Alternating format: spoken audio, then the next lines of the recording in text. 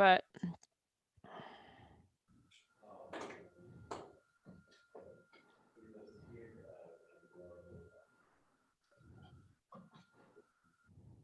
Stephanie, I muted you, FYI.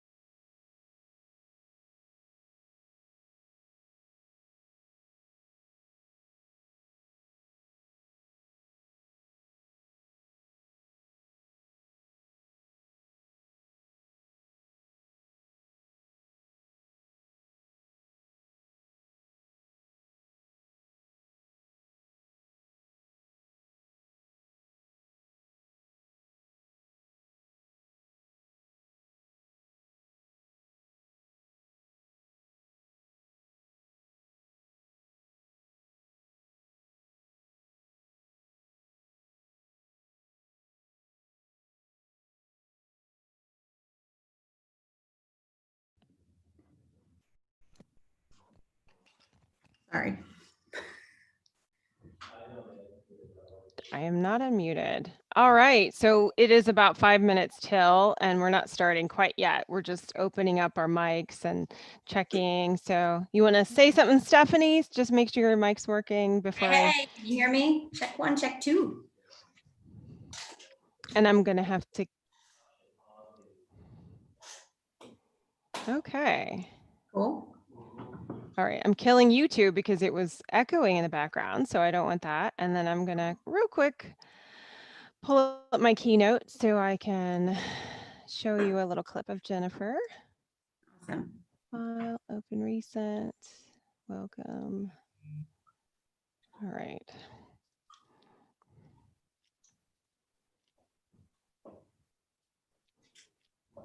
Okay.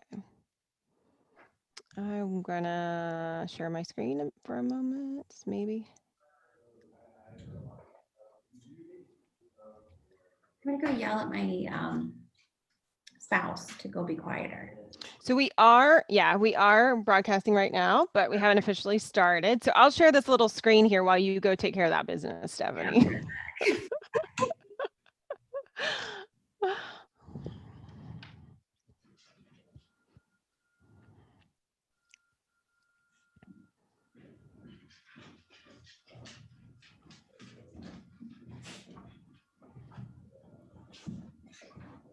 Okay. He has a lovely baritone that just carries. Mm-hmm. Okay, I'm going to resume share and make sure I am, in fact, recording this. Yep, I'm recording, so that works. Cool. You know what I can also do with this? I know we haven't started just yet, is I can assign a person to be my closed captioner. So a person that will type while we're talking, which is, I think, pretty cool. I need to pursue that. I would So do the worst at that because I'm a typer, but the minute somebody's watching, it's like 1,000 typos. Me too.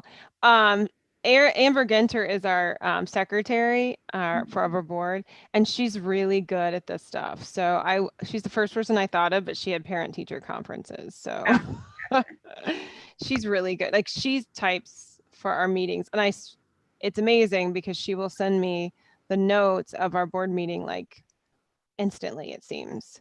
So Yeah. so she would be the person, not me, not you, right? I can type really fast, but I'm not very accurate. So Oh, there's just certain words that I mistype every time. The is always TEH. I don't understand why.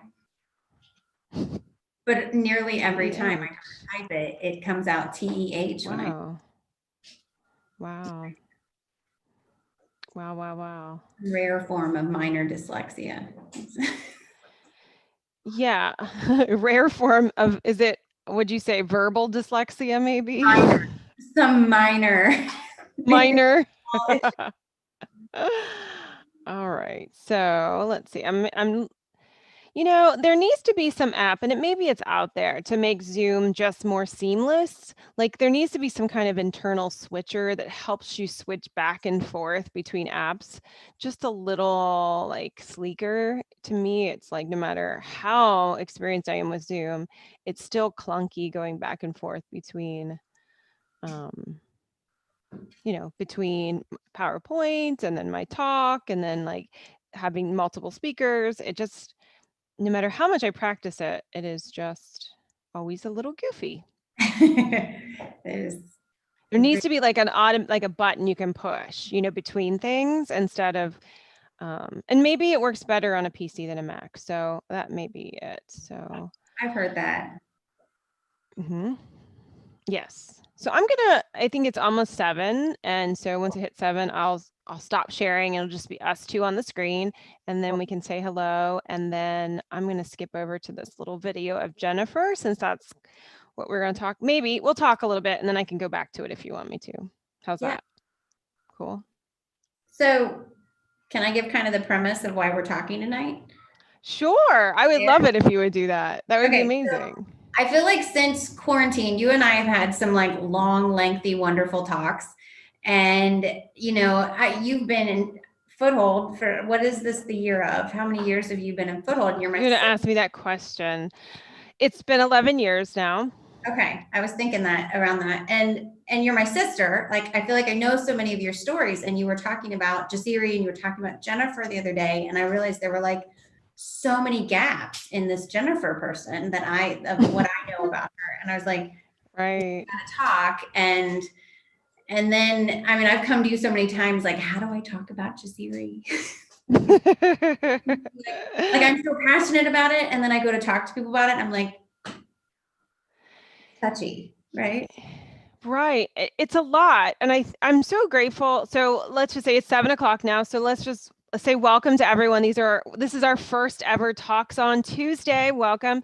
And so I'm Sherry Catron, and this is my sister Stephanie Auton. And she was just giving some background on like how this idea got started and how we've had all these talks. And I feel like I think the thing for me is that I'm always like I've got 30 seconds or I've got 5 minutes or I got 15 minutes. And so it's hard to communicate the meat of what you're doing without going deep and then really getting lost in the weeds. Like that's what Kevin always says whenever I'm trying to communicate. He's like, you're getting lost in the weeds, Sherry. And so I think this was such a cool idea as we start processing this to give us a chance to go deep. Like, who cares? Let's go deep into the weeds, right? Let's go into it. And so that's not an opportunity we have very often with our organization. And so if you're interested going deep, then you've got this opportunity and we'll see kind of how this goes, right? Yeah, no, totally. Did I totally interrupt you? Because, if you know anything about the Waters family, this is going to be fun because we are really, it's like a free for all. You've got to just jump in and interrupt. So It's going to be fun, right? Yes. So I just did that, but I don't think you're offended because we're both used to this. What we do. Ooh, okay. Hold on, everybody. And I think sorry, this is going to happen. Oh, what a pleasant interruption. Looky there. COVID, the joys of COVID. If nothing else, like I feel like relationships have deepened, yeah. I have really made time to talk and discuss and had that time to like really share and grow. And then just the joys of in our lives. Like, could we just put puppies in our lives like all the time? Yeah, I know. Wouldn't it? So is this Gus or Charlie? My lap. I'm so sorry. That's okay. Is this Gus or Charlie? I got to get this out of the way. Charlie. Okay, Charlie. And he needs to all right. Okay, I'm sorry. It's at least once a meeting. Every meeting. Doesn't matter. Exactly. We've done this many times, right? I'm sure your classroom. So Stephanie, you want to like start off like telling us about you and what you do and where you are, like what, in life and what you're working towards right now. It's pretty cool, exciting. So, because we've been like everywhere, all over the place. Hmm. I am now settled up in Northeast Ohio. I'm teaching in Kent. I'm back to teaching music and studying. I'm in the last like 8 weeks of my master's program in educational leadership. So exciting places. Yes, I'm so excited for you. Yeah, I'm excited Wow. to be for a minute. You've really been at it for some time. And so, if you know my sister, like she's born to lead and to direct and to organize. And so this has been exciting to watch you go through this journey and to like really get to know all these different facets of child development. And I love the conversations we have about mental health all the time. And we call it consultation, don't we? Yes. I mean, being able to call you and even calling like you and mom, like carried me through and like really cultivated these conversations that we started happening, really like developed my teaching and developed Wow. understanding of not just my students, but like everybody I interact with. Like it's been really cool. I think we all need Yeah. to talk I more. have to give kudos to mom because I think it's so funny because she's a social worker and she's a resource for that. But I honestly, before she became a social worker, as a teacher, there were times I went to her, like I could hear her like on at my shoulder, or I could hear her stories, or I go ask her about different things because she was a teacher's aide, and Yeah. she had such an interesting perspective on like on the classroom and what worked and what didn't work. And honestly, I felt like she could have consulted so many teachers, but Mhm. she was often like right there on my shoulder reminding me of what was important, or just that little insight that she saw from the back of the classroom forward. And so yeah, we're like a family of educators. So anyway, so that's us, right? And so all right, where do we go from here, Stephanie? Because I think you're going to So be in walk charge. through to Siri. So when like because I'm wearing my shirt, You which I are. I'm so proud of didn't you. wear today. I know, I love it. And when people ask me about Jaziri, Hmm. Yeah, why are you it's wearing that shirt? right. And then I kind of would get, I'm better now, but I would get kind of like tongue tied, like Hmm. because I think so it's for menstrual products, right? Reusable, cleanable, washable menstrual products for Right. folks in Kenya, correct? Yes. That girls are having to drop out of school because the need for these products are not necessarily readily, they're not readily available, they're not affordable. And so you have shops in Kenya, like sewing facilities in Kenya. How would you word that? I don't want Okay. to say Yeah. So maybe, sure. It's fun. I love this because so often I don't know the things that people don't know. And so once again, I hear Kevin on my shoulder going, you guys are so deep into it. It's hard for you to know what people don't know. It's hard sometimes for us to step back and present it. So I love your questions too, because it's like, no, we don't have a shop. What we have are we have facilities where they make the pads. So we have a couple different no, they don't belong to Foothold. They're community structures that we have partnered with building, but we don't own them. okay. So that's an important piece. But so, and then what happens is our ladies, these are generally ladies groups, but just recently, Darius has learned to make pads. And so he's going to be selling them too. And that's a whole other story for another day. I just wrote a blog about Darius. So he is, we need more men in the world like Darius and Brad and Pastor Sampson who care a lot about women's menstrual health Mhm. and justice Yeah. and right. And they're humble enough to learn from the women around them. So just shout out I and love go there. that. Like this was like Brad's baby, right? Oh Um, yeah, I know he's really jealous we're talking about this without him. we'll have to get on the topic of Jennifer quick. Yes, But I know. But yes, you're right. It was when Brad's men idea. like aren't shying away, when men are saying like this is a need, let's let's readdress this. Let's fix this. I think that's just Exactly. incredible. I think we as women struggle to talk about it. You know, we Absolutely. I remember when I was a teenager and I was so embarrassed.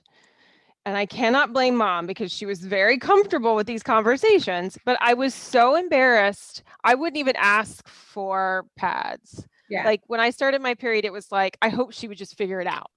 Like I would leave like little clues, you No. know, Yeah. they weren't gross clues. They would No. just like be little hints. Like I would like leave an empty bag of the, whatever in the trash where she could see it, or I'd hint her. I was so embarrassed as a teenager. And she No. was a mom that was really hands-on and was very open to talking about it, unlike a lot of other parents. And yet I was still so mortified about it.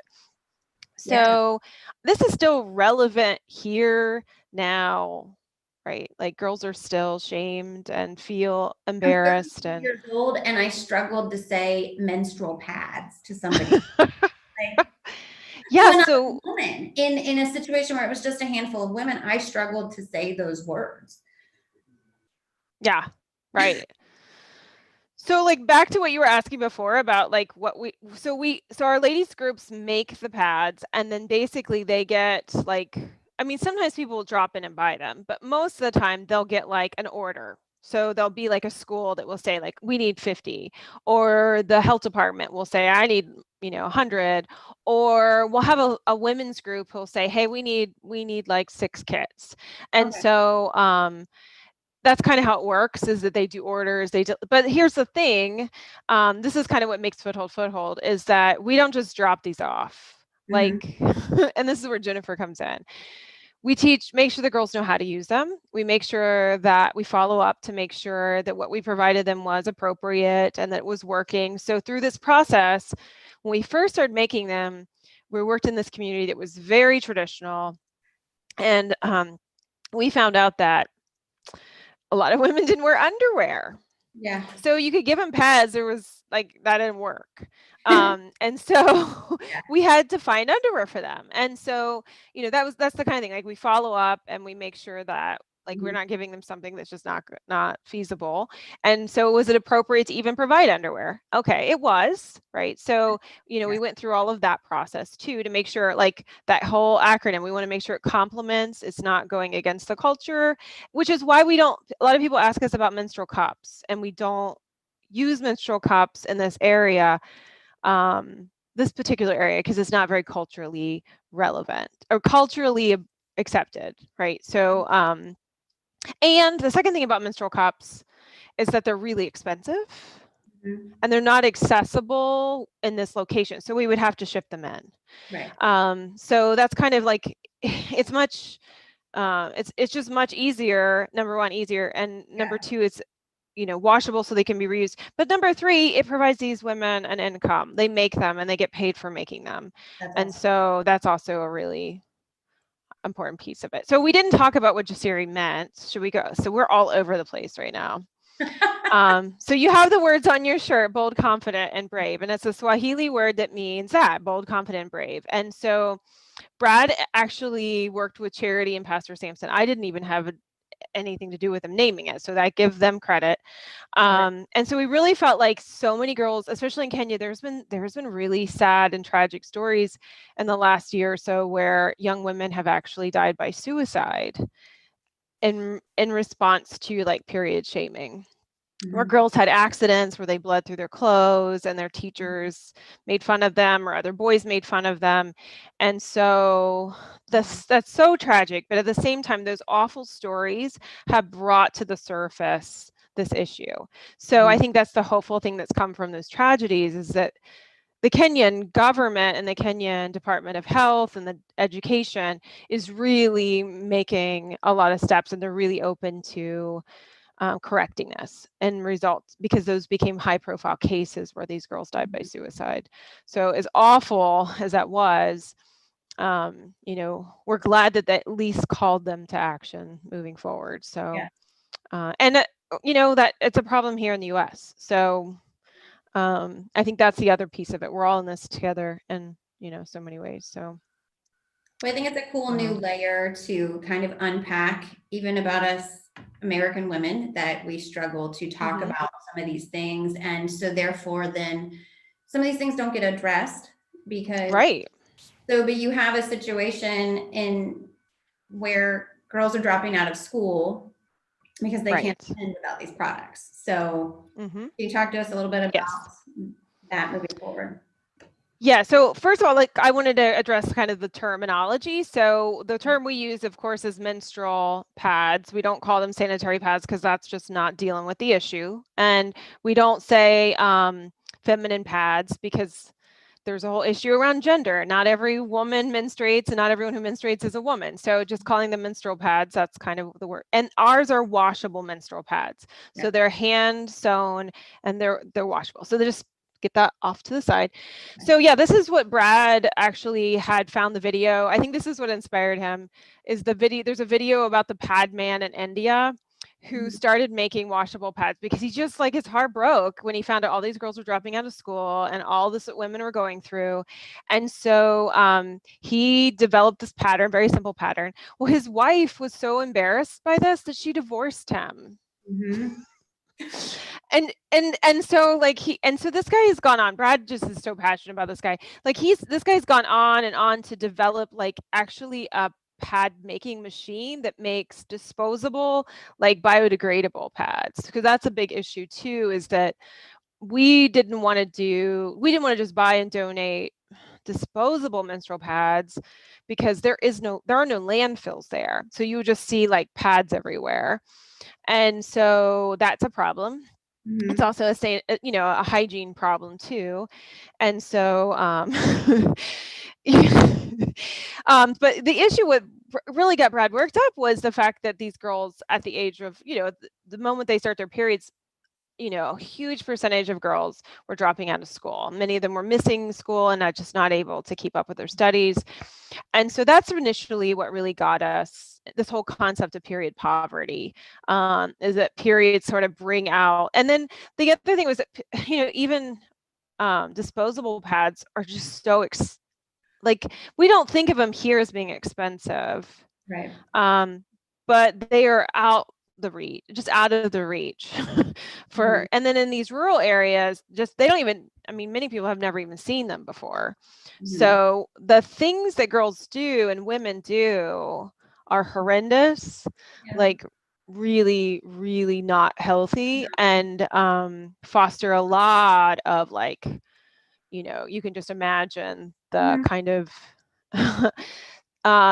bacteria, Yeah. that, and then what that leads to, like a lot of women in Kenya get cervical cancer. Mm-hmm. And so just a lot of complications as a result of just like, not that they're not, I hate to say poor hygiene. It's just that a lot of them don't have access to ways, let's say, that are socially and culturally appropriate to take care of those needs. And so it's not that they don't know how to keep themselves clean or that they're very clean people. It's just that women tend to, first of all, it's not culturally acceptable for them to, I mean, it's not culturally anticipated for them to wear underwear. And when they do, they hide the underwear. So we found some of the women would tell us, oh, I washed my underwear, but then I stick it under the mattress because I don't Right. want my husband to see it. So you've got a wet, Yeah. they cleaned it, right? It's clean Right. underwear now, but now they stuck it under a mattress because they're embarrassed for Right. their husband to see it. And so we were like, whoa. So every time we kind of meet with them, we discover new issues that sort of need to be addressed. And so it was really cool. We had this meeting and this one was like, girls were like, oh, this is what, and I'm horrified thinking, just imagine the infections that they're breeding. And Mm-hmm. then one of the women, she's kind of an older kind of matriarch, and she like stood up and put her hand on her hip and she was like, I don't care what my husband thinks. I'm hanging my underwear outside. And all the women just immediately like erupted and applause. And so I thought that was so amazing because here she was really like, Yeah. it was happening from I within like the and she, power of one woman not giving a crap, I think is so incredible. yeah, exactly. Instead of me as this American saying, don't do that, that's not clean. Here she was. It was so much more powerful than me. Like, first of all, I was like trying to get my composure, thinking about Yeah. how unhealthy that was, and these poor women would go through. So, But I think so like you know, her like whatever attitude towards it, like gives them freedom. You know, amen. the many times somebody has said something or whatever about these physiological things that go on in our body that I hope that's the right word. I always mess that word up. I think Um, it is. I think it is. but that Sounds there's right. like internal shame that we have that nobody even has to tell us to be ashamed of. You know, like Yeah. dropping hints to mom that no one told you to be ashamed of that. No, no one made fun of me either. Like that's the thing. Where did that come from? We're just I we don't naturally know. like hide these things. And I think of the times that somebody has said something that I have felt like was weird about me or something. And then somebody says it, I'm like, oh, it's normal. Okay, okay. Yeah, and so what a beautiful moment for her to like she was the one really liberating them. But it was Yeah. this whole conversation, and it was funny because when I came over on this particular trip, this was last August in 2019, and before I left, like a couple of weeks, Charity, our general manager, is like, Sherry, the women want you to talk to them. And I'm like, okay, whatever. I'm thinking it's about mental health, it's trauma, whatever. They're like, we want to talk about cervical cancer. And I was like, Charity, I'm not a doctor. I'm not a nurse. I'm not like a public health expert. And so I went to my OBGYN, literally went to my doctor and was like, give me all of the materials you have. And she actually, it was really cool. She had actually done some medical mission work. So she had some pretty cool resources. And then I went to my nurse practitioner and I got more information from her. And so it was, I'm searching the internet. I've got all these resources and I was so embarrassed because I thought, I'm not an expert on this. I'm just a woman. So I thought, I'm just going to tell my story about, I had a yearly exam that revealed I had precancer cells, Mm-hmm. and so I could have, if I hadn't been caught, if it hadn't been caught, so I thought I'll just share my story and say, make sure you're going for yearly screenings, and so, shoo, I was so nervous, and the talk ended up being so much fun, and they're all laughing and sharing, and it ended up, I really took a back seat, and Charity really took over. Like, she's certainly missed her calling. Like, she should be like a sex education teacher. She, at one point she was explaining to them what a pap smear was like, and she picked up a stick on the ground and she started explaining. She was like, you get on a bed and you take your underwear off, and then Yeah. and you put your feet, she's just, and then she picks up a stick and she starts to, and I was like, oh my God, she's incredible. And I was so grateful because I mean, she just went there with them and she was so much more effective than I would have been. But we had such a great time together, and there was all these things, even issues of sexual consent came Right. up, and it was really heartbreaking to hear. We've come so far in this community, but there's still so much further to go. Peeling back So more and more of what's there. And as you peel back there, you peel back stuff here. I mean, I know that's been yes, one of our talks has been like how much we've related to what's going on in Kenya and how we're all like in this very similar boat. Um, absolutely. and okay, so girls dropping out, but there's also, and I feel like this is where Oh Jennifer, yeah, I know like bits of Jennifer, yeah. but I don't know Jennifer. So the Yeah. other aspect of girls dropping out of school isn't just loss of education. Yeah, that's the part. So, at Foothold, we're always super hyper concerned about the unintended consequences of our actions. And this was a case where the unintended consequences were really powerful and really positive, and we had no idea, and it sort of scared us at the same time. So we went in and we started this project, and it was taken off, and so this was back in 2017, so it wasn't that long ago. Yeah. And so this project it just took off, right? So I mean, for $6 a girl can have 3 pads and 3 pair of underwear. That's an incredibly easy thing to fundraise for and just take off. So So that was going well. So we went back to do follow-up on the project. We're like so happy with how it's going. And so Charity says, I want you to interview women and just the ladies group in general. And so she's like, well, there's a woman I want you to meet. She has a really powerful testimony. And so she brings us this woman named Jennifer. And Jennifer at the time couldn't speak any English. And so she's come so far. It's incredible. So actually, this was, 2.5 years ago. And she was like really broken. And she told us the story. So I had done a few interviews leading up to this. And so most of the interviewees didn't speak English. So Charity would translate. And it just was feeling really awkward. Like, it was breaking down the conversation. And so she said, like, this was a really powerful story. And I said, just don't translate it. We'll go back and watch the video and you can translate it and we'll transcribe it. But I just feel like it's breaking continuity and this is too emotional. So Jennifer tells her testimony, and I can tell by Charity's face that like it is pretty heavy. And I'm like really grateful that we're not translating it. And so I still didn't know really, other than Jennifer just seems really, she had her baby. She's holding this like 9-month-old baby. All I can make out from the interview is that her baby's named Blessing, and that she has a boyfriend. That's all I can make out of this interview. But, she's, she still seems very fragile. I think that's the word I would use for Jennifer. And so we went back and Charity did a quick translation, and it was like, talking about how Jennifer had been sexually abused.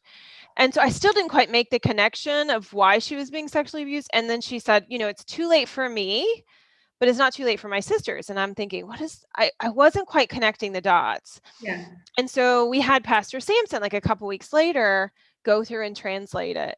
And so he's really good at translating. He's just very like precise with his language, has a really great grasp of like English vocabulary. And so I listened to this interview and I think I just got sick. I just immediately, I had, Brad and I were getting ready to go stay for one night in this nice little resort lodge where it's like the best food. We love the food there. And I couldn't eat. Like, I was just sick for like realizing that these girls, when they drop out of school, immediately they're subjected to these ritual gang rapes, which is kind of an open secret amongst the Maasai community. So we were sort of like horrified in a way. What's that, Steph? Can you stop for a second and make sure we know what Maasai is for anybody watching? Oh yeah. See, perfect. Look how good you are. So the Maasai is a tribe that we work with, and the Maasai are iconic. They wear the red garb, they wear the big jewelry, they carry the spears. They're very traditional. When you think of Africa, a lot of times it's pictures of the Maasai. But they're kind of like misfits in the culture because they don't like to follow rules. They want to maintain their culture, even though it goes against a lot of the cultural norms.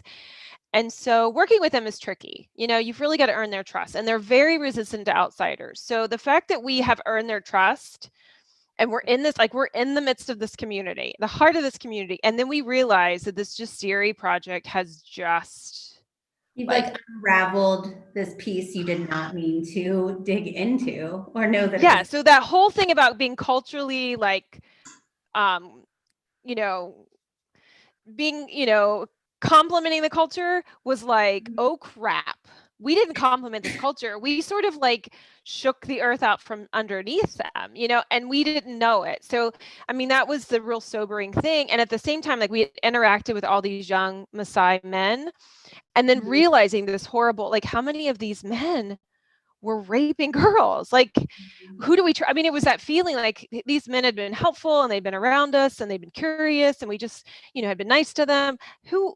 And it was just this horrible thing. And we went to this lodge where the Maasai men come out and they do like this dance show. Well, what they call a marriage dance is actually it's a rape ritual. So the girl chooses her man. Maasai it's not really traditional for them to marry anyway. So it's funny that at these lodges they explain it that way. but I was like, oh my gosh, this is what, like, we're like celebrating it at a tourist lodge, and yet we know what this dance is really about. And I mean, I remember leaving there just shaken. Like, I didn't even feel like we did this great thing. It was like, oh crap. I mean, it was just that, oh my gosh moment that I was horrified, and I didn't even have, I was so shocked by it that I didn't have that, I don't know, that perspective, like, wow, this is amazing thing we did. Like, we rescue these girls when they stay. What we found out is when they stayed in school, these guys leave them alone because they're sort of afraid of them, because the school will protect them and the school will tell them what their rights are. They'll tell them to say no to someone touching them. They'll say they have rights, and the school will like help prosecute.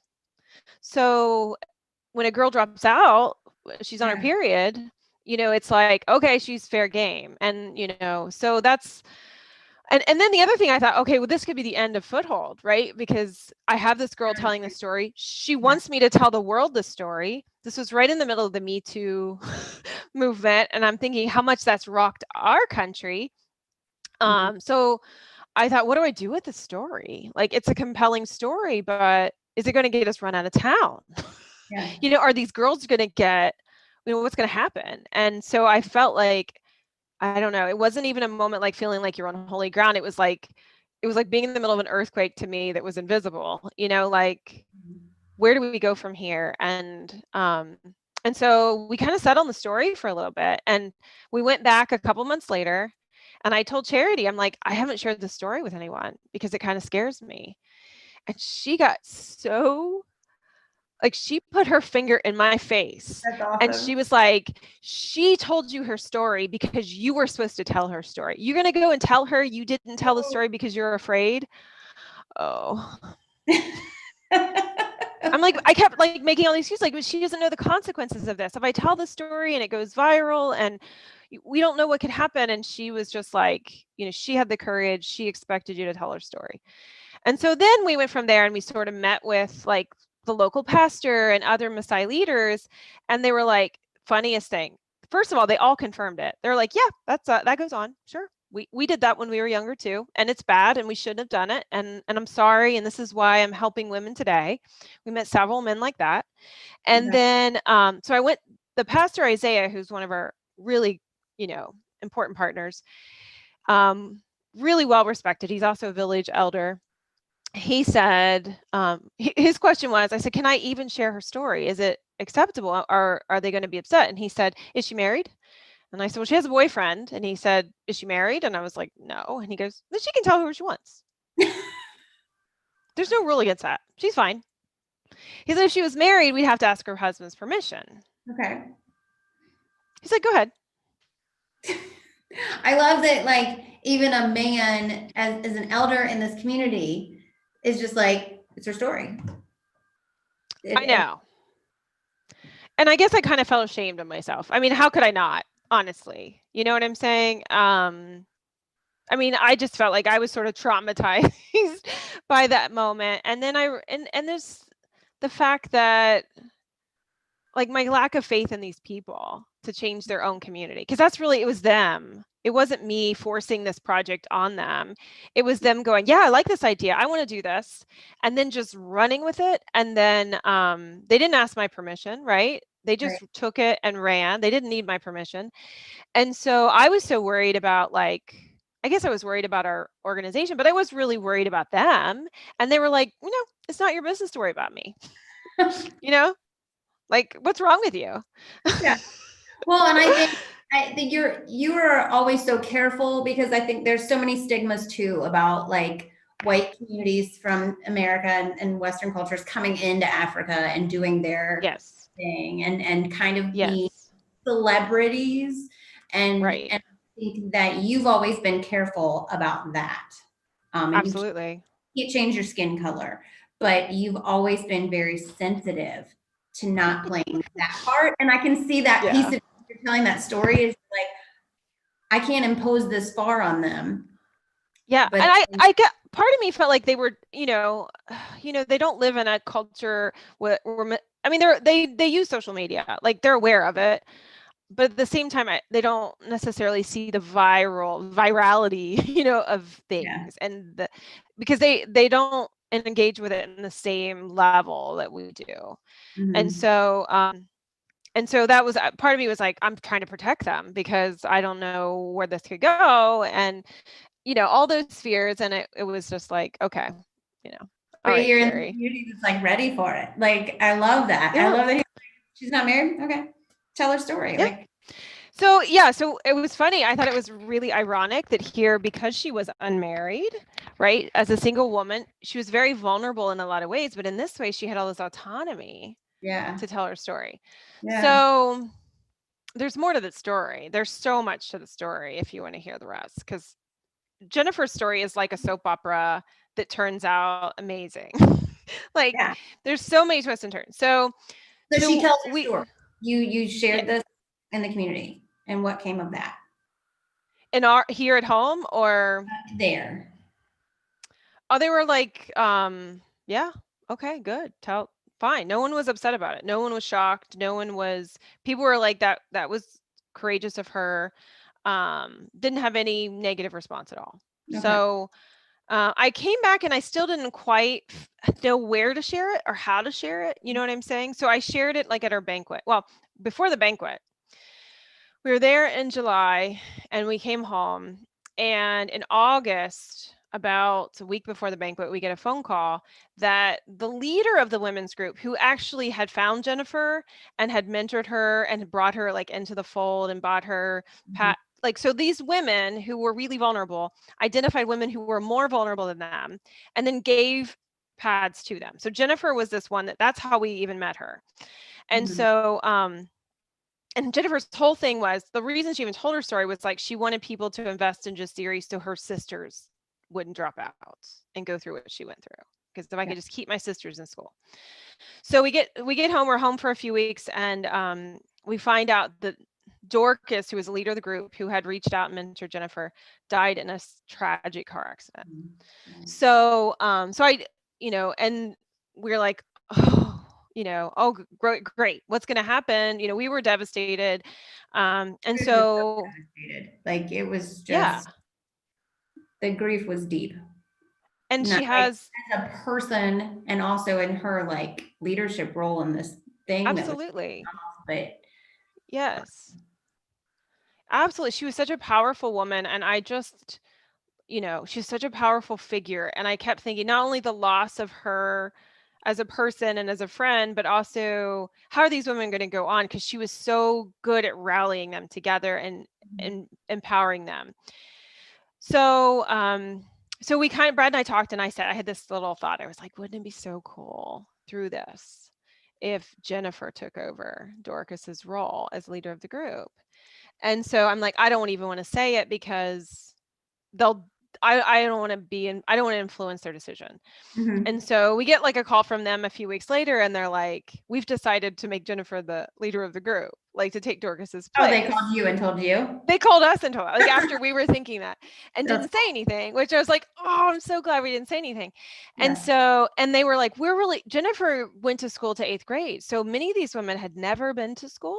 So they were all like so impressed with how smart she was Mhm. and all of like her education she was able to bring to the table. And they were really excited about her, so through this tragedy, it seemed like Mhm. things were moving up. Things were going well. So about 3 months later, Jennifer disappears and she runs away with her boyfriend. Okay. So, back home and in most situations, that's not a good, that doesn't end well, right? So she disappears for like 3 months and then she comes back and she's married. So her and her boyfriend eloped. Okay. And so we found, and so I thought, oh, great. Now I can't tell her story. Like, I only told her story. I only just started to tell her story. Now she's married and I can't tell her story. Yeah. Right. I got to go ask her husband. And he's probably, a typical, dominating male that, Mhm. whatever. Who knows if she even wanted to marry this guy? Maybe he, you know, that's just all the things going through your head. So I go back, it's a whole year. Mm-hmm. Well, not quite a year before I get to go back. So I go back and I get to meet Jennifer's and her husband. Okay. And Jennifer at this point is now pregnant. And her husband, his name is Moses. And Moses sits down with me and basically says, I want her to tell her story. And I want her to go wherever you need her to help other young women. Yeah. That just got me. I'm sorry. And he was like, I would really like a soccer ball so I can reach the young men in my area to help them understand that there's a better way to live. And Mhm. he said come to find out, they ran away together because their community didn't support marriage. And he wanted to live with his wife. He didn't want them to live. They're traditionally they don't live in the same house together. They don't get married. He's like, I wanted to live with her and I wanted us to be a family. So we had to like go away. And Oh, so they kind of did it secretly, which is so romantic, right? Like a mess over here. It's okay. Keep going. oh, see what I need to tell this story. I don't ever get to tell it. So I had all these talks with Moses about his hopes and dreams and he's like, he tells us about all these, like he sold this cow so his sister could stay in school, and he sold that cow, and he's like, I'm trying to work with these other leaders, but there's these men who I was so angry with, right, a year ago. He's Mm-hmm. like, they're so lonely. They live these lives from the moment they become teenagers, even younger. They're sent out into the bush, into these dangerous conditions where they have to fend for themselves and nobody provides them food. They drink filthy water. Many of them don't survive, like they have Mm-hmm. to fight wild animals. And I've seen little boys as young as like 6 and 7 out in the bush with their animals. And so then I realized like these young men that I was so angry with are like victims too, Mm-hmm. right? Like they don't, and that Moses really like helped me realize that So he's how realized lonely. these men need reach and are victims. Is that what, like, kind of leading you into? Yeah. Yeah, like I just realized how much sadness they felt. And someone who's any human who is doesn't have parenting, who doesn't have any sense of attachment, who lives, it's hard for them to be human.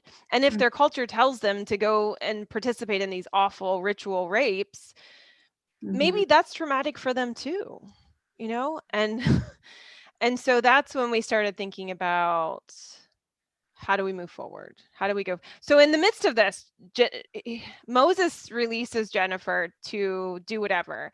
And so Jennifer now goes to schools, and she's really sought of after, especially in schools that have a high percentage of Maasai in the community, because she speaks the Maasai language and Charity does not speak the Maasai language. So Jennifer tells her story. So it's just a beautiful thing, because when I met her, she said, it's too late for me to be in school, right? And so Mm-hmm. here she is going to these schools, and she's such a teacher. Can I show you a little Yes, a little do it. clip of her? I mean, we're talking Okay. about her so much. We need to see who she is. Yeah. And so from this really like fragile thing, and here she is. This is let me know if you can see this. Okay. St. Norbert's Elementary School. And so these girls there's Jennifer telling them how to use those pads and how to wash them, and they have these little sachets that the women make for them to store them in. They're clean and they're dirty.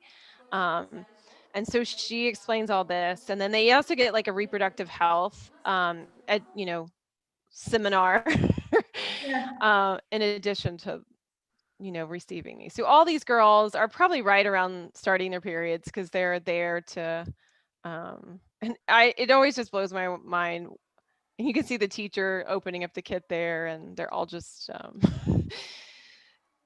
This is a just very different feel than my fifth grade. really. How's it feel, Steph? How's that different? Yeah, yeah, it was. Yeah, no,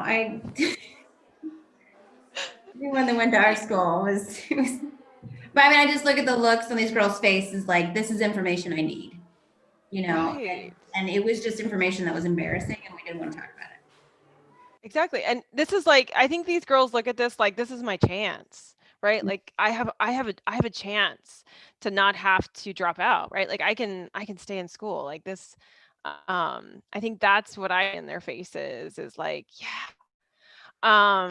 And they're just very intense. And the other part that I did in videotape was they actually, they sing and they dance too. So like I don't think we sang and danced about our. No, we didn't. And the We tucked the the little like facts in our book bags and pretended like it didn't happen. and hope to God mom didn't ask us to talk to her about it. Like, oh, I don't want to talk about it when I get home. No. But these girls are so excited, right? Well, And it wasn't like a life-changing moment. You know, it was this embarrassing thing that we all had to go through, and that some family members made me cards about, not going to lie, or reveal the embarrassing greeting cards I received. that is weird. It's, yeah. I mean, there's a You lot don't of have weird, to name who that was. I can imagine who that might have been.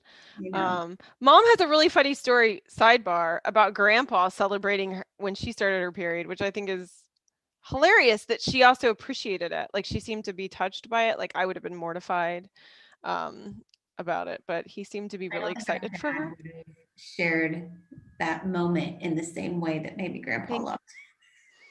but I'm kind of grateful. But I mean, it's So like, I'm like, it's so like, it's such an intensely deep, like, place that this takes me, that this moment for American girls isn't just embarrassing and something that we squeamishly move through. Um, mhm, but this is a bold, life giving moment for these girls. mhm, It's huge. right. And let's bring that home, right? Like because I think this has challenged me, as a mom, of three boys, right? Like I haven't had to revisit this issue, and so I've only had to deal with it, here and there as a teacher of teenagers, right? Here and there, it was, but what do we always do? We always keep it discreet, we keep it hidden, right? We want to like make it all private. And so I think it really challenged me to really think about kind of why the shame in it that's still there and to be more bold about talking about it. And so that's one of the things about those t-shirts. So you can buy these t-shirts. We still have plenty of them in stock. And if you buy one of these t-shirts, it helps to support our Just Siri project, Yeah. And providing you more. said $6 like as a pack. Like in my head, Yeah. that's cheaper than a Chipotle burrito. And I was like, Yeah. I'll never eat burritos again without feeling like I need to send you money. You I mean, did. You did. simple as You that. did. Like Thank you. it's $6, like that's to like completely change the trajectory of a person's life, of a Right. woman's life. And so, Right. and yeah, like that. When was the last time $6 did something significant like that? I know. That's, Yeah. Well, we're really excited right now through COVID. The government would allocate money for disposable menstrual pads, and it was never enough. And so schools would have like a little bit of money, and they would like stockpile them, and they would have them for girls. And I'm like, there's a place for disposable.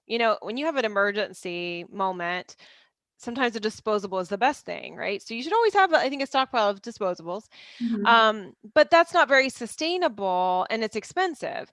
And so during COVID, the Department of Health has become more interested in our project and wanting to partner with us because they're realizing it's hard to get disposable menstrual pads in the country right now. But we have women within the country who are making them, and a kit is comparable to the price of a pack of pads. So, why not buy it once and it lasts for a couple years, right? Mhm. And then you don't have to worry about Oh, disposing of it and all of that. So and we're hopeful that that's one of the things that come from. that's really cool. It's just cool. I mean, like, I wanted you to come in tonight and just tell us more about it because, like, I can't hear enough of it right now. But then there's always like, Perfect. we get sidebarred so many times because I'm like, wait a minute, who? Tell me more about Moses, that he's wanting to, Yeah. Moses is Jennifer's husband now, and he Yes. is wanting to work with these boys to kind of change that piece of the culture so that they Right. don't have these damaging cycles that are going on. Right. Yeah, so it really helped me not to be so angry and upset about it when I realized that these young men, not that I wanted them to be victims of trauma, but it softened my heart. And then I realized the only way for us to really deal with the issue, like we're dealing with the issue and it's making a difference, but to get its source was to like reach these young men. It has been my heart for a long time. After the 2007 post-election violence, what we recognized after that was there were so many young men, and this is the case all around the world, here in the US, that had no purpose. They had nothing to lose. And so these parties, used them to incite violence. They paid them to burn down churches. They paid them to kill people. And these young men had nothing to lose. And so they were so vulnerable. And so since that time, I've like, as much as I love working with women, it's to me and working with families, I really felt like when I would come against women, it was like preaching to the choir. They knew what was right. They knew about HIV. They knew about prevention. They knew about safe sex. They knew, all this stuff.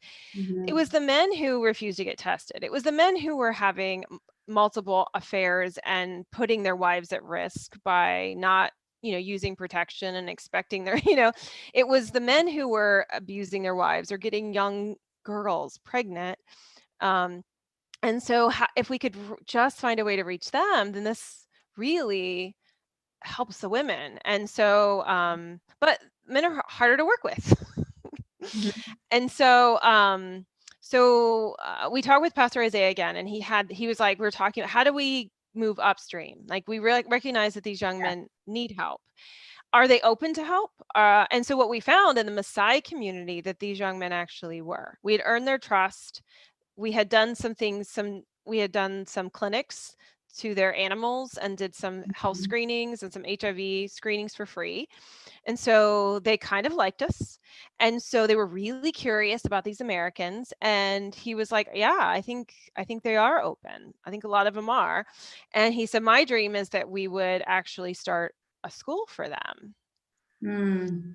And so that was not our idea. That was his idea. And so I'm just like, yes, here it is. Yeah.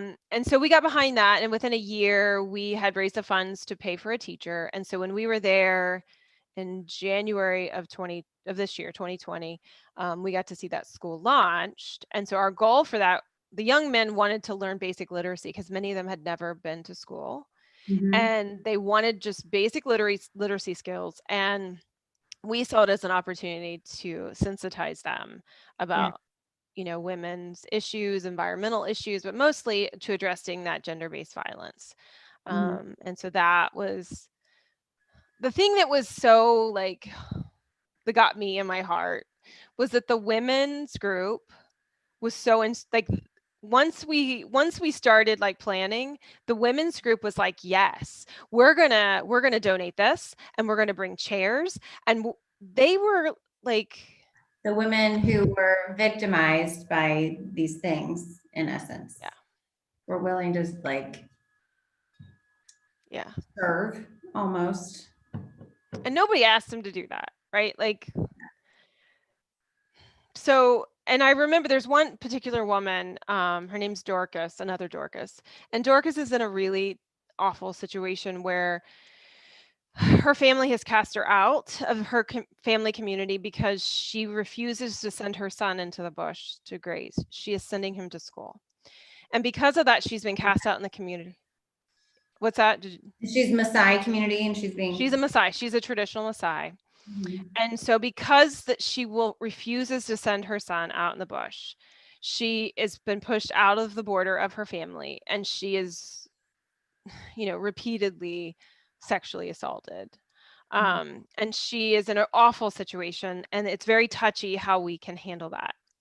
And Mhm. so Dorcas was at the school every day. And if you see Dorcas, you know that she's a woman that's struggling, just struggling. Like there is just such, there's just such a mental struggle that you can see she's just dealing with all this trauma that's just ongoing.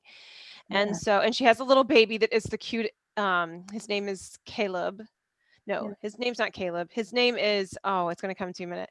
He is the cutest thing I've ever seen in my life. He's so personable. So she's always late lugging him. Amos is his name, but they Okay. pronounce it Amos. Amos.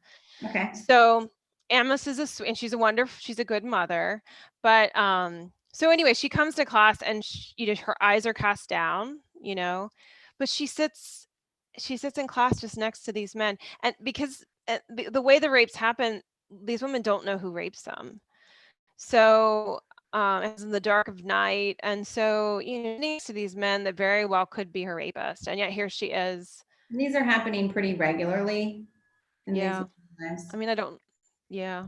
I Not mean, like a one time, and it's not just, no, it's bad. It's I really mean, bad. that's bad enough, but this is like regular trauma that these women are going through. Right. And for her, it's almost like a retribution assault. You know what I'm saying? Like she has dishonored her family. And so now which her dishonor is the fact that she won't send her son out into the bush, that she sends him to school. And so Charity, our general manager, does a lot of work through the Taveta Children's Assistance to help her and support her.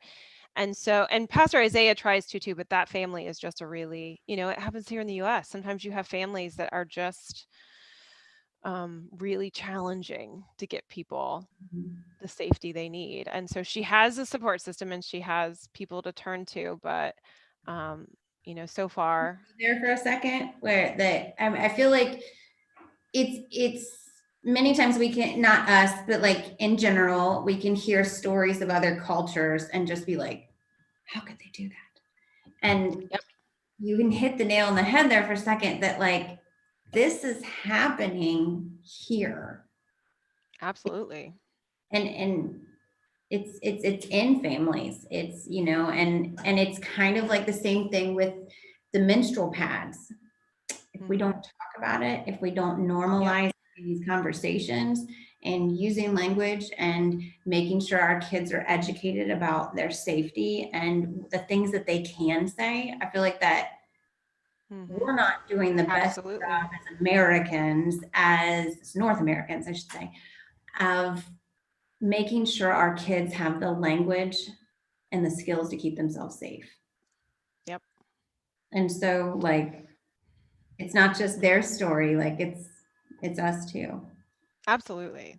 Thank you for bringing that home. I mean, as a mental health child therapist here in Ross County for years and working as a teacher, you working in the schools, that this stuff is right under the surface. Mm-hmm. And a lot of times we know it in our deepest knower and we Mm-hmm. do everything we can legally, and then but we know deep down inside the stuff still going on, right? And sometimes it's those people we trust the most, like it's hidden in plain sight.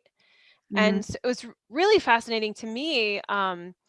Charity, who was our general manager, had worked all over Kenya. She wasn't aware of this. Mm-hmm. And yet when I started asking Maasai leaders from even different areas, they all said, yeah, we all did this. And so it was this open secret. How many of us have those open secrets? Or, you know, we're all scared of the boogeyman in the bushes, but it's oftentimes someone within our own families or Mm-hmm. someone that we trust that is that abuser. And so I think it's a similar and different dynamic, but you're right. I mean, it's. We have to be real with our part in it, Mhm. in not being comfortable talking about things, not being necessarily comfortable calling a spade a spade. Mhm. Um, and we, as a culture in North America, often sacrifice the vulnerable to make peace. You know what I mean? Or keep peace, or to not be controversial. We sacrifice those vulnerable people and don't stand for them. Mm.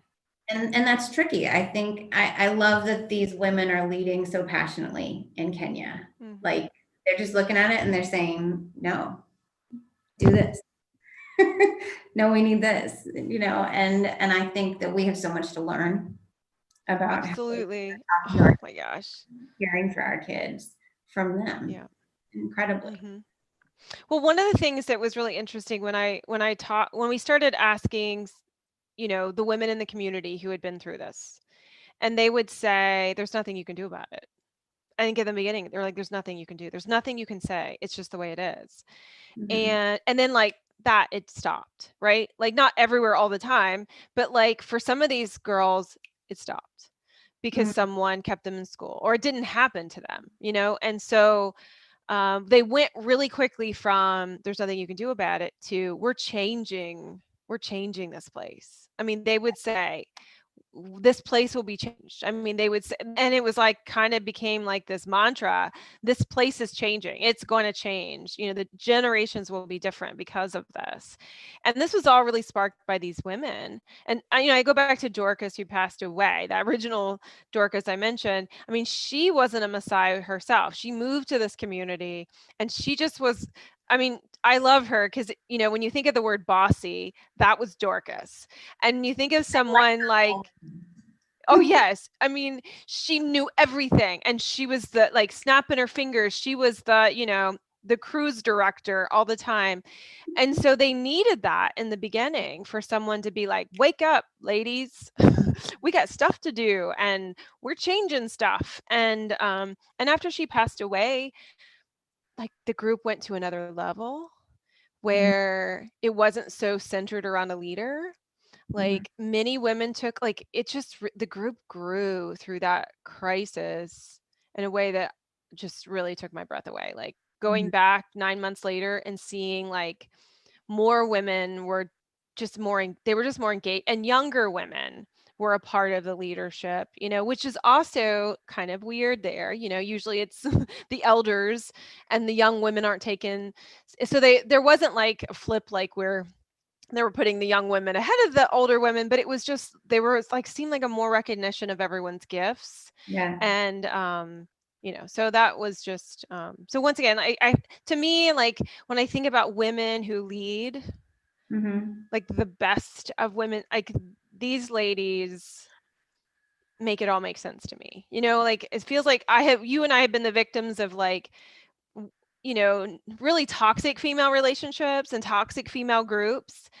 And when I go there, I'm like, why can't we just all be like this? Like it's possible for us to really have these healthy, powerful female leaders and groups that, are changing things up and rocking their world. And I mean, Well, if they it can doesn't go do it, back to that one lady saying, "I don't care. I'm hanging these up." Like, I mean, we've got to have those ladies that just oh, don't care. And I then don't, I'm I hanging don't my care. underpants up. Like I'm He doing, can just, he can just, whatever. No yeah. big And deal. I'm gonna, I need to like keep that as my mantra day to day. Like, I'm gonna hang my underpants up. That doesn't make sense. I'm gonna do this. I think Right. I struggled a lot of my life with that bossy place. Um, Yeah. I was naturally bossy. Yes, you were. So was I. Yeah, it took a You just long. took it to another level than me. I did. I did. There were lots of pursed faces. We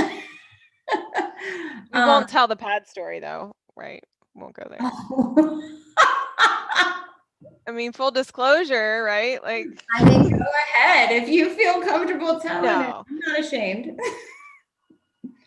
I was concerned with wastefulness. I think we're getting short on time, so I'll We are spare you too. of that story. Fair But enough. I love that the fruit that those bossy places Mm, mm, bears. You amen. Preach it, sister. Like, seriously. I mean, if I could tell another story, this is mom's favorite story. Can I tell this story?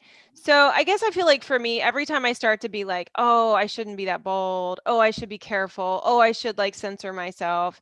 I do that so much. And so I go back to like my second trip to Kenya, and I went to speak to this group of women, and I walk in and this pastor is like pointing his finger, his eyebrow furrowed, and he's like yelling at these women. And I asked the translator, what is he saying? And he's like, he's preaching on the book of Esther, and he's telling the women that if they act like Queen Vashti and they disrespect their husbands, to expect to be cast away. Wow. Yeah, and I thought, well, crap, because that goes against everything I was planning on saying today. That is not my interpretation of that story, and he's not gonna like anything I'm saying. And I was like, I'm new here. This is only my second trip. I don't know these people. I'm an American. They're giving me the floor. I'm like, oh crap, I'm so screwed. Like I thought so I thought, okay, I'm just gonna babble about my life because I don't know what else to do. And so I'm just like, yeah, I was having trouble just word vomiting. I was having trouble preparing until I realized I was using my Bible, my new Bible, and I didn't have any of my marks in it. This is just non-important information that I'm just trying to eat up time because I have to speak all day long. And I'm like, I don't know what I'm going to talk about because this isn't going with that. And so I said, but then my husband loaned me his Bible that has all of his marks in it, and it really helped me prepare. The words like no sooner came out of my mouth that the women jumped to their feet and start cheering, like Yeah. jumped out of their seats, and they're like, yeah, yeah, yeah, yeah, yeah, yeah, yeah, yeah, yeah, and they're all clapping. And I'm like, okay, that's cool. I had no idea what I had said or why they got so excited about that. I was like, okay, sure, great. We're excited. And so it was a week later, I met with Eunice, a friend of mine who's Kenyan, and she was like, how did it go? I was thinking about you. And I said, well, there's this thing that happened and I don't know why. And I told her, what I said, and she started laughing and she said, Sherry, in that area, women are not allowed to touch their husbands' Bibles. And I was like, oh, what? Like, I never would have been that bold, right? And Yeah. I was like, oh, Eunice, I'm in trouble. Like, I'm going to get those women in trouble. And she was like, no, no, Sherry. Obviously, God wanted them to hear that. Maybe you're prepared for such a time as this. I know, right from the book of Esther, right? Yeah. And so every time I start to like question myself, and I do it too much, I think about that story and I feel like if there ever was a message from God, it was like, Sherry, just go for it. Mm-hmm. I And so think I'll preach into myself. even more than your message, you know what I mean? That moment was so much more than any message of empowerment you could have said. Like, Right. Who 'cause who even remembers what I said other than that? Like, I don't remember what I said. it's awesome. It's so cool. Just, I think about being one of those women sitting there. I think Yeah. in my life where women have done things that I've just been so proud of, things that women have done that have freed me, their Yeah. vulnerable places or their boldness or, just, I can't imagine being one of those women in that Oh, service that day. I know. Like, can you imagine how, like, I'm sorry, excuse my language, but how badass they thought I was? Like, I don't know what else to say other than that. Like, I'm sorry, Like, but I feel like, like the one time your Mzungu influence could be, did I say the word right? Like, yes, Mzungu. your Yes, you said it. American celebrity moment was to be like, I'm holding my husband's Bible. Like, in your face, Queen Vashti, yeah, kiss my Queen Vashti, like, I mean, I would have never been like that, like, Yeah. No, you're so oppositional. careful. I'm so careful. I mean, how many times do I have to like tell that story before I like really internalize it? So maybe this story is for other people. Maybe Or maybe it's for you. I know it's for all of us, right? So what a beautiful conversation we just had. I mean, I feel like every time we walk away talking about our stories, I just feel like a better, fuller human. Mm, And I have cherished these, and I love that we've been able to do them so much more over this last yeah. since what, March? And that's really when we had time. Right, we did. We started having all these phone calls that we didn't have before that we Yeah. just didn't have time for. And so yeah, we talk so much more now than we Colleen Cook said to me, my Colleen from college said, Yeah. that the non-essential things fell away. Oh, And yeah. the pieces of our lives that were essential or like truly good have just been so deepened and enriched Mm. in this COVID time. And so like Hmm. we can like stop grieving the things that fall away. Hmm. Just That's she's good. so wise. Like Well, how can we sum this up? Because we've been talking for an hour now. I'm sure. can we Um, say can we share some proverb or blessing? yes. Do you Women have and one? men. One we were talking about earlier today, isn't it? But do you have another one?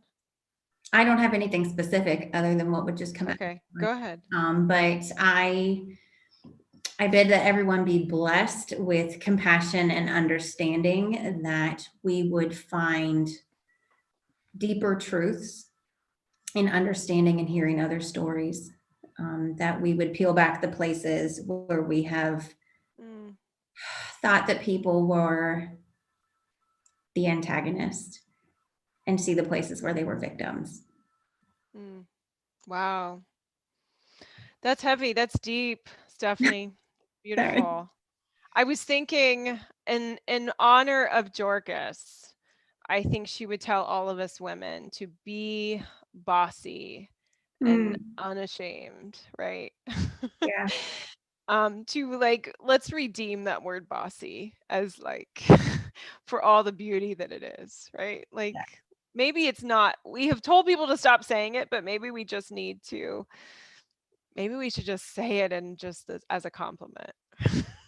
Because it is a word we use for females, right? Right. Mhm. Let's bring bossy back in a beautiful way. You like that alliteration? Bossy's the new black. Oh, That doesn't really work well, if I said it, but I really love that. Um, yeah. Well, Maybe, thank you so much, Stephanie. I thanks don't for know if we hit all of your questions or not, but I love it. We know who Jennifer is now. yeah. I learned so much more tonight than I realized I would. Really? Oh, there's all Yep. these things I don't think to share, unless we take time like this. So, Mhm. oh, well, I love you. I hope anyone And listening has I don't know, been blessed by these stories. I have. I don't know. It's just good times. I've been blessed by hearing, to me, a lot of times, having someone listen, is really healing and encouraging and Mhm. empowering for us just to know that someone cares enough to take time and to hear them. That is just such a gift. So thank you for that gift. And for all of you, um, big or small out there, however, how many people are watching, thank you for the gift of taking your time to listen to us and Go be um, bossy. go be bossy. Absolutely. And we'll have another talk on Tuesday, right? Awesome. So, yeah. Cool. And I think you and I are going to have more talks, right, Steph, in the Yeah. future. Yes. All right. Well, good night. Love ya. I'll I'll